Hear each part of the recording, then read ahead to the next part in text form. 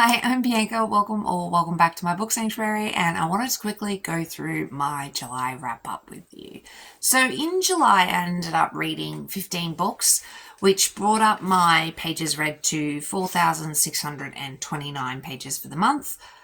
Out of those, there was 2 rereads and 13 new reads. Out of those, there was 0 audiobook, 7 physical books, and 8 ebooks. And out of my star ratings, there was 1 2-star, 4 3-stars, 7 4-stars, and 3 5-stars. And out of my flame ratings, there was 3 1 flames, 3 2 flames, 5 3 flames, 3 4 flames, and 1 5 flame. So I did give you a mid-month catch-up with the first 8 books that I read in the month, but we'll just wrap up the rest.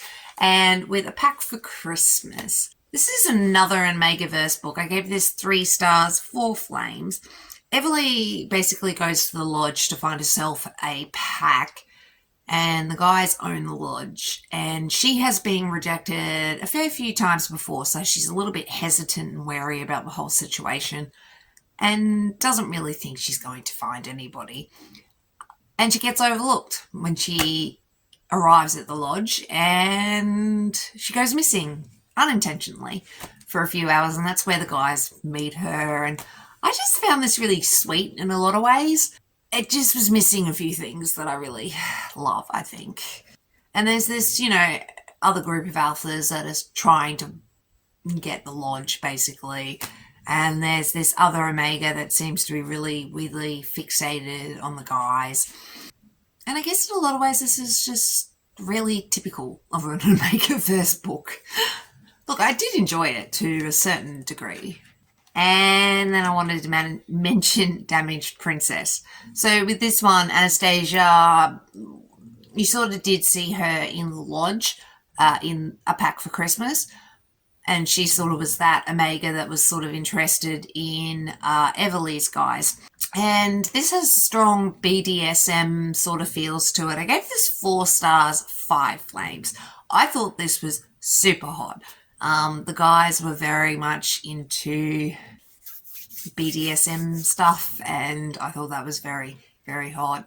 And overall, I liked this, but there was a little bits and pieces that sort of annoyed me. Victor was a little bit too aloof in a lot of ways, and he just sort of left her, and I get why he did leave Anastasia.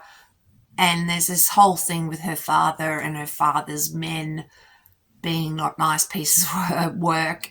And yeah, overall, I did enjoy this probably more than A Pack for Christmas, but yeah. Then I read Stella, another Omegaverse book, but unfortunately this one was 3 stars, 2 flames. I didn't find it overly too hot, and it was okay. Stella's been rejected before, so she's a little bit wary of packs, and her family owns this spa thing. And she basically finds, I believe her name is Meredith, on a beach, who's just been rejected, and Simon's Meredith's sister. And he's very wary of Stella, and Simon's very wary and a little damaged and a bit jaded. And yeah, a lot of this was very typical Omegaverse story. I did enjoy it. It's just, bits of it fell a bit flat for me, unfortunately. And then I read Denied, another Omegaverse book. This is The Bonding Trials Part 1. I gave this 4 stars, 1 flame. I did enjoy this quite a lot, actually. Sienna was interesting in a lot of ways, but she was a little annoying too in another way. This has strong homophobic feels to it with the society. They really just don't like the LGBTQ plus peoples, and that's a shame. And the guys basically are being blackmailed, and there's this unhinged beta that really wants them, and they have no choice but to sort of take Sienna in because that's part of the trials, and then if they reject her, she gets thrown out of their society. Look, that's interesting. I found that actually quite interesting. the way she was treated was a bit stupid. In a lot of ways, I think this was trying a little bit too hard to be like Pack Darling. I thought that was very well done. What Lola Rock did with Pack Darling was great. This just, however, fell slightly flat. I don't know what it was about it. I ended up reading Devoted, which was the second book in the series. And this one I also gave 4 stars to, but I gave this one 3 flames. So slightly hotter, I guess. But basically, Sienna's been rejected by the guys, and now she's out of the society and being hunted, and she's getting really sick. And yeah, I think the guys could have grovelled more. I think she was very hesitant to forgive them and then forgave them a little too quickly. But I get why. And because, her health was at risk. And overall, I found the world really interesting. But yeah, I think when I think about it more, I probably rate this more of a 3-star series. Yeah, I just think it was trying to be a little bit too much like Pack Darling and kind of failed at that, unfortunately. And then I read The Shiny Bugger. Sanctuary with Kings. I love Catherine Moon. I love her writing. I love this series. I think it's very hot. Something about this book unfortunately fell a little flat for me. I was trying to put my finger on exactly what it was. And I'm sorry if you can hear the garbage trucks, rubbish man. But I think with this, it's the passion. I don't think I felt it.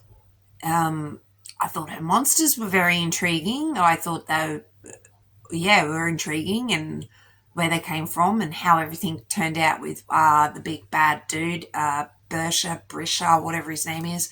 And I liked how that all concluded, and I liked seeing the Esther and Hazel, and I liked all that. Evanthea had been captured and been held in Seven Vales for a fair few hundred years and was a little obviously damaged because of that. What she is really intriguing in a lot of ways. She loves hedonism. She likes pleasure. And I thought that was really intriguing how that all was. So anyway, it's really cool in that aspect. I just don't know what it was. It was well written, like always. I think Catherine Moon really knows how to write a hot scene. I think she knows how to write a plot. I don't know. Something about this was just slightly flat, which is really disappointing to me because I love this series and I love Catherine Moon. I don't know if it was me, but I suspect it was the book. I don't know. I just didn't feel the passion between her and her monsters like I have Esther and Hazel. I definitely felt the passion there. So, yeah, I don't know. A bit disappointing, unfortunately. But I still enjoyed it. And I wanted to mention Resonance Search. So I read Resonance Search. Book 7 in the Psy-Changeling Trinity series. And this one is about Pavel and Yakov. They're part of the Bears in Russia. And Yakov has been sort of dreaming of Theo, but didn't realise who she was until they met. And I guess you could say they moved very quickly, but it worked for me. And I just loved the whole series. I did do a vlog on this. Not a very good one, but I did do a vlog. And I love the Psy-Changeling world, universe. I do wish I got a little bit more of the world progressing. Things are happening with the Psy-Changeling, with the Psy-Net, and it's sort of got issues.